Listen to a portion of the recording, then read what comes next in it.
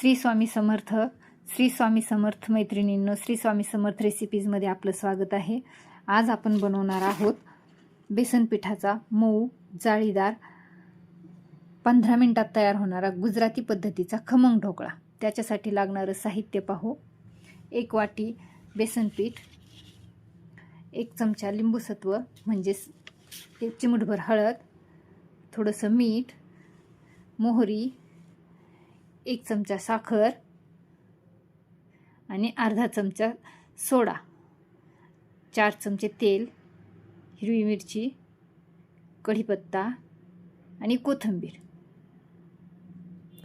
आता अगोदर एका पातेल्यामध्ये लिंबू सत्व म्हणजे सायट्रिक ॲसिड टाकून घेतलं. त्यामध्ये थोडंसं पाणी टाकलं.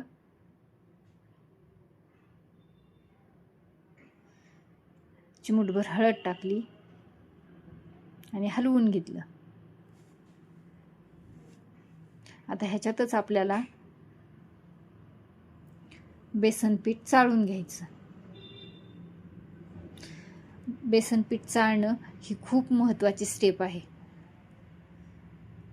बेसन पीठ चाळून घेतल्यानंतर पीठ असं हलकं होतं, त्यामुळं ढोकळा छान असा हलका हलका आणि स्पॉन्जी बनतो. एकदम मऊ आणि लुसलुसीत होतो. त्यामुळं पीठ चाळल्याशिवाय ढोकळा बनवायचा नाही. अगोदर चाळलेलं असलं तरीही ज्यावेळेस आपल्याला ढोकळा बनवायचा आहे त्यावेळेस आपण पीठ चाळूनच घ्यायचं. ही स्टेप कधी स्किप करायची नाही.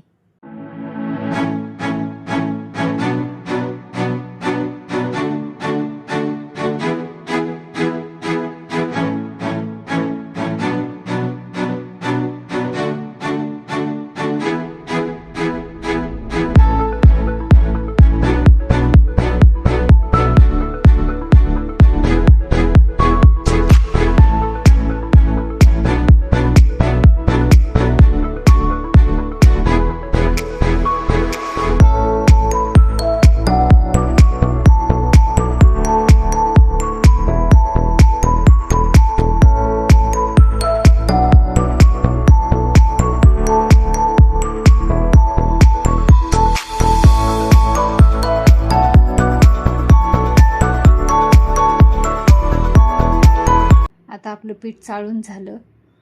आता आपण ह्याला मिक्स करू. थोडं थोडं पाणी घालून हे पीठ छान असं मिक्स करून घ्यायचं, छान फेटून घ्यायचं.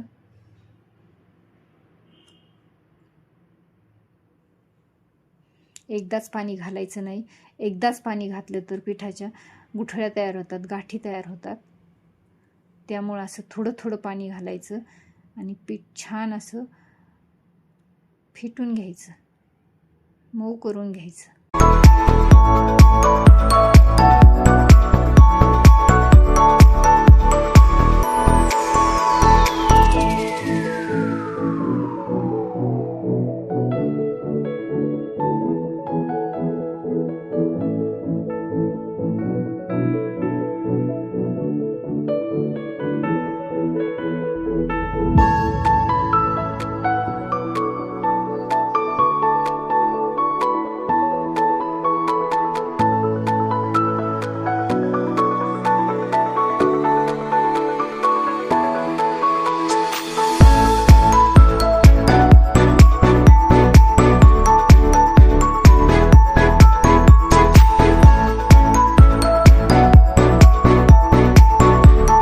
आता 4 चमचे तेल टाकून घेऊ.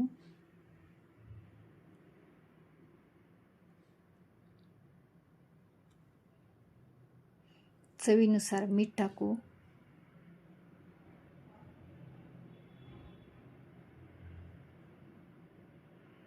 आणि छान सर्व मिक्स करून घेऊ, छान फेटून घेऊ.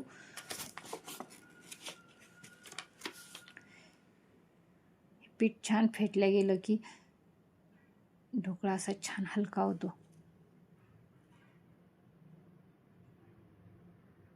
अशा पद्धतीने पीठ तयार झालं पाहिजे. जास्त पातळही नाही आणि जास्त घट्टही नाही.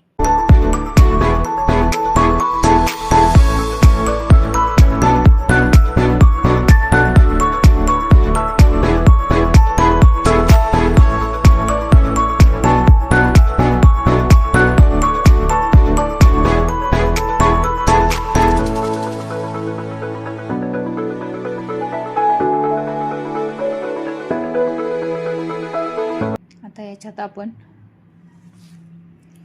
खायचा सोडा टाकून घेऊ.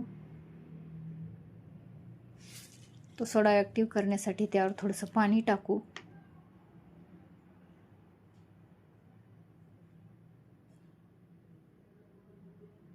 आणि सर्व मिक्स करून घेऊ. असं छान फेटून घेऊ.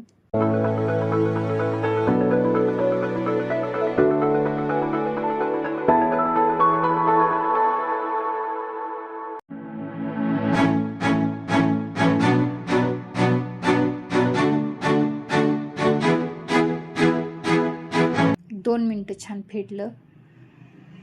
आता कुकरच्या डब्याला तेल लावलेलं आहे, त्यामध्ये ही बॅटर ओतून घेऊ.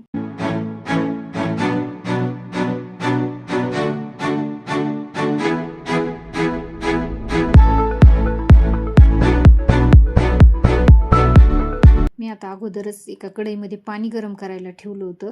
त्या पाण्याला छान उकळी आलेली आहे.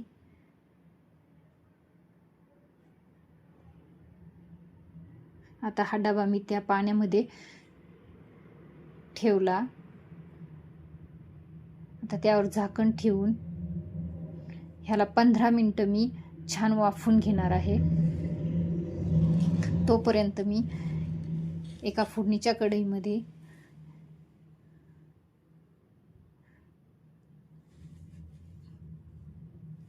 थोडंसं तेल टाकून घेतलं.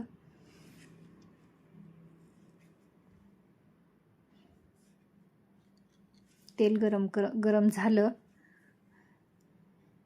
की त्यामध्ये मी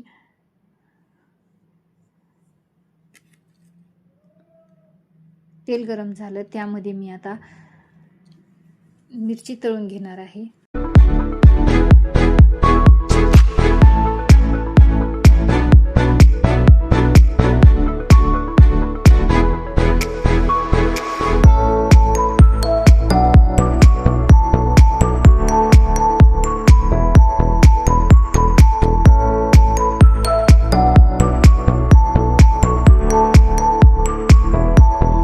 आता मी मिरची तळून घेतली.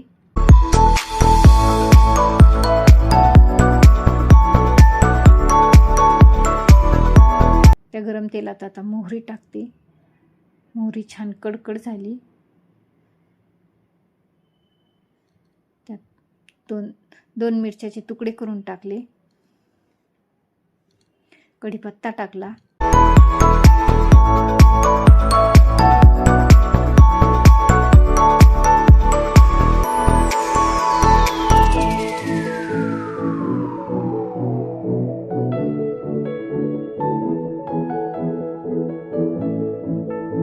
आता त्यात अर्धा ग्लास पाणी टाकलं.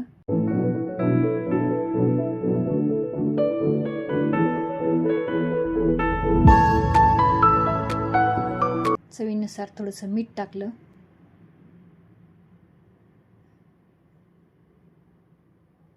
एक चमचा साखर टाकली.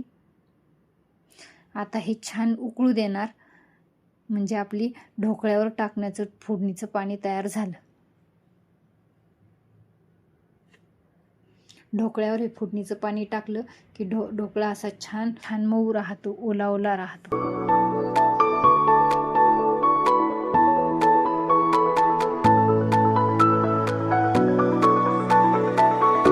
आता 15 मिनिटं झाले. आपण सुरी टाकून पाहू. सुरी क्लीन आलेली आहे, म्हणजे आपला ढोकळा तयार झाला. तर ढोकळा काढून घेऊ बाहेर. त्याला एक 10 मिनिटं थंड होऊ देऊ. नंतर त्याची अशी कट करून घेऊ त्याला.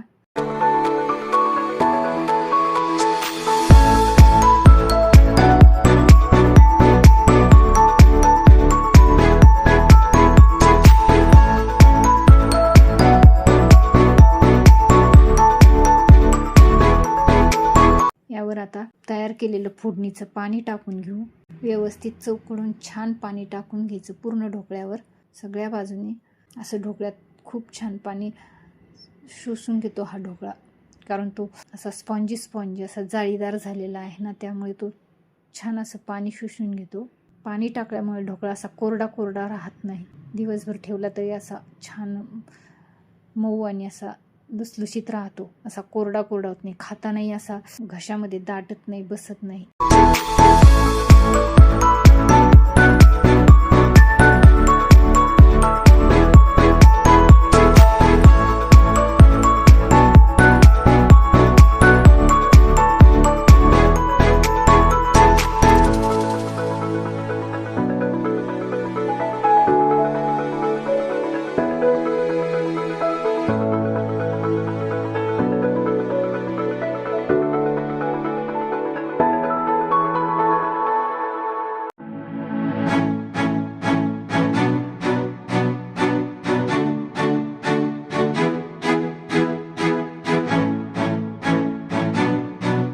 त्यावर आता कोथिंबीर टाकून घेतली छान. हे पहा आता आपला ढोकळा कसा जाळीदार झाला आहे आणि असा सॉफ्ट झाला आहे. पहा कशी जाळी पडली आहे त्याला छान आणि असा सॉफ्ट सॉफ्ट झाला आहे.